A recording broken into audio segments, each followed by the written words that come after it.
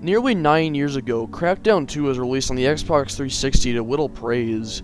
The reviews were almost completely mixed across the board, and the few positive reviews weren't even that positive. Was Crackdown 2 really so mediocre?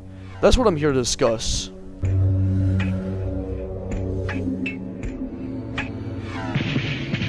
To get a good idea of what people found so disappointing about Crackdown 2, we'll have to take a look at the game's predecessor.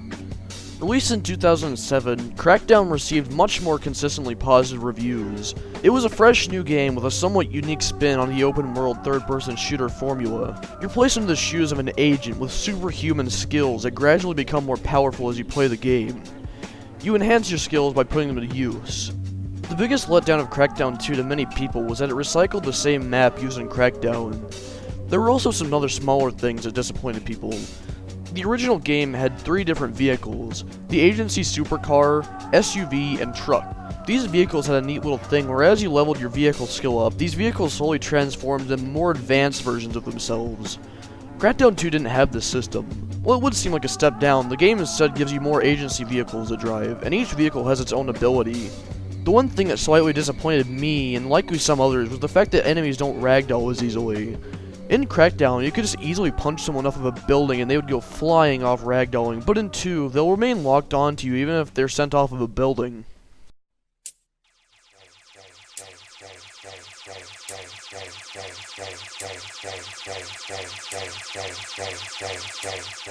Crackdown 2 doesn't expand on its predecessor's mechanics a crazy amount, but it doesn't necessarily stagnate either. When you level up your vehicle skill, you unlock new agency vehicles. When you level up your strength, of course you can punch harder and pick up heavier objects, but you also gain new abilities. As you progress, you unlock the barge ability that allows you to run like a football player and push things out of your way. Another ability allows you to perform a ground pound, dealing damage to whatever you land near, or on. As you level up your weapons and explosive skill, you unlock more of both of those. There's also quite a few more weapons in Crackdown 2 that actually work effectively. The actual gunplay and fighting is quite fun. The 2 enemy factions of the game are the Cell and the Freaks. The Cell have a diverse set of enemies and vehicles and are fighting for control over the city from the agency. The Freaks are mutants that leave their lairs at night in hordes to attack anything in sight. These freaks can cause chaos in the streets and make fights much more interesting. The game is fairly challenging, especially on the hardest difficulty. The Cell already have almost full control of the city, and the agency gets desperate to stop the Cell before they're dissolved. And the Freaks make normal living impossible.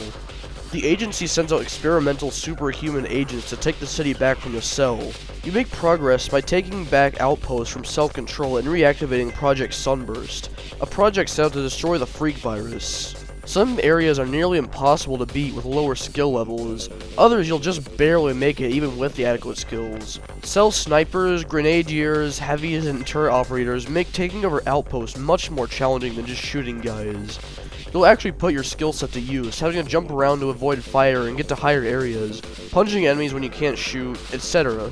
There are several things you can do aside from the main game, such as road races which level up your driving skills, rooftop races that put your agility skills to use and level them up, agility orbs to collect, renegade orbs which force you to catch them, hidden orbs which will give you a boost in every single skill level, and online orbs which you must complete online with other players. My personal favorite touch in the game is that the Cell will play music over speakers and from out of their cars very loudly. If someone exits a Cell vehicle as music is playing, the music will echo throughout the streets, and this can make for a very cool feeling, almost immersive.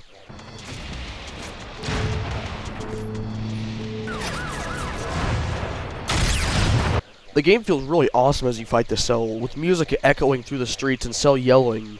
Sometimes they'll shoot flares in the sky as they spot you to alert nearby enemies to converge on your position.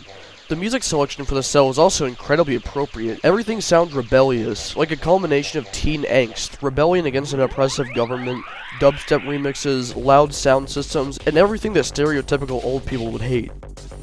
The controls feel very fluid, especially when it comes to scaling buildings and fighting enemies.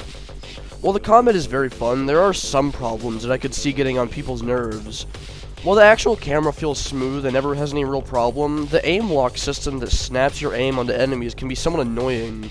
While it is useful for aiming, it tends to sometimes snap onto things that you don't want to shoot, though generally I can look past it as it isn't too much of an annoyance. The melee combat functions well and feels fine, though it isn't particularly intuitive. There aren't any things like combos. You can only press one button repeatedly and it does a normal punch attack. Though there are some moves that you can do, like picking up objects, performing a ground pound, or barging.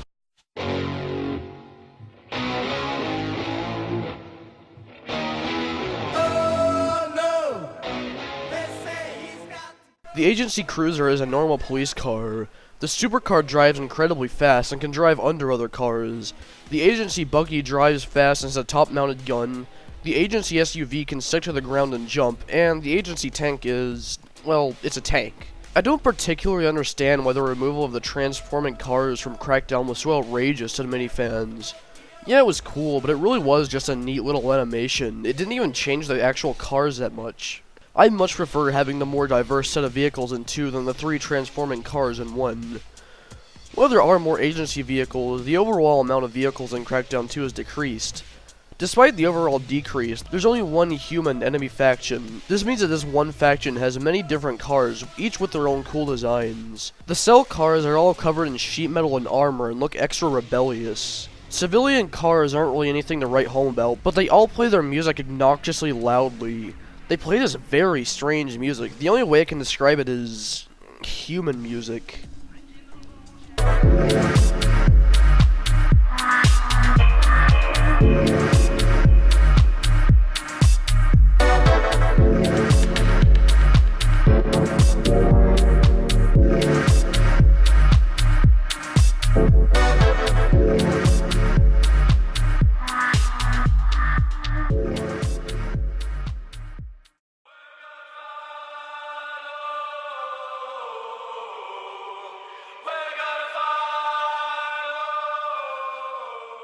While melee feels somewhat less effective in Crackdown 2, something I am pleased about is that the firearms feel much more useful than they do in the first game. As soon as you level up your weapon skill a few times, you unlock noticeably more effective firearms. Enemies no longer tank bullets, but still feel challenging to fight. The game is also certainly not lacking when it comes to weapons. The game has 10 more weapons than there are in its predecessor, and each weapon feels like it has much more of a place in the game. In the first Crackdown, almost every weapon was severely underpowered. The only 2 guns that felt adequate were the HMG and the Long-Eye Sniper Rifle.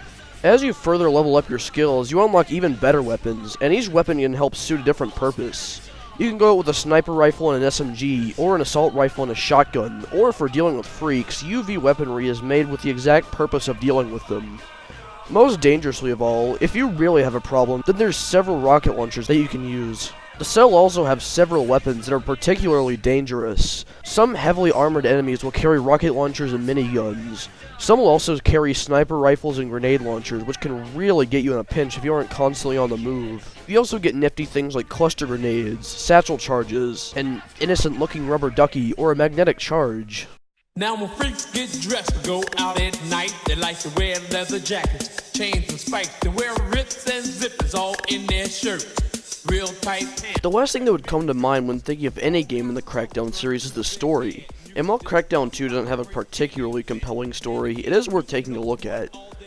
We start off right after the events of the first game. The agency has gained control of the city back from several gangs, and peace is restored. Though at the end it's revealed that the agency is actually a corrupt government seeking to seize free speech and free thinking from its citizens. Not an incredible twist, but a twist nonetheless. As you continue on to Crackdown 2, many things have happened in the time that has passed between the first game and the second. A scientist for the agency ends up creating an infection that wreaks havoc on the population of Pacific City, turning many into brain-dead mutants called freaks. These freaks cause chaos throughout the streets and sends the agency into a panic. The agency scrambles to create an antidote, and as the antidote is being created, an ex-scientist from the agency is busy recruiting citizens into a terrorist organization called the Cell, and spreading propaganda against the agency, causing a sizable portion of Pacific City's citizens to lose faith in the agency.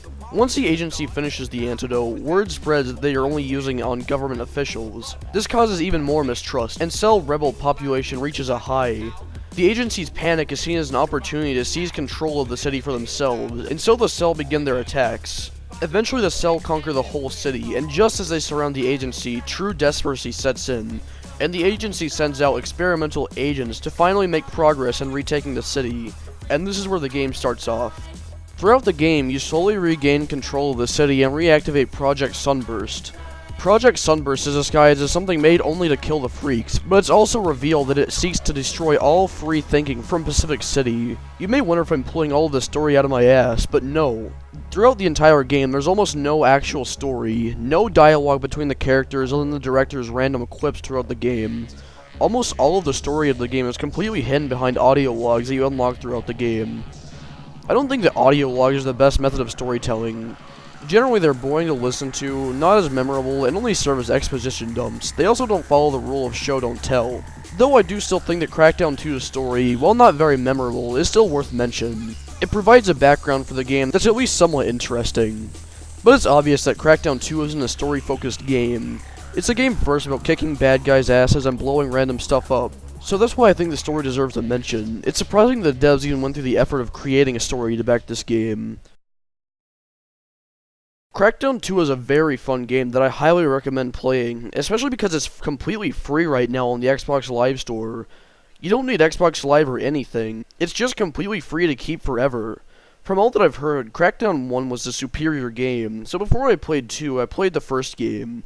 I enjoyed the game and was half expecting to find out that the only reason I liked 2 was because I played it when I was younger, but I booted the game up to quickly find myself having a blast, and I've already went much further in the game than I ever did in the first game. I still, and will probably never understand the reason why this game got so much hate. Yes, I can understand disliking it or preferring the first game, but some people just absolutely despised this game when it came out.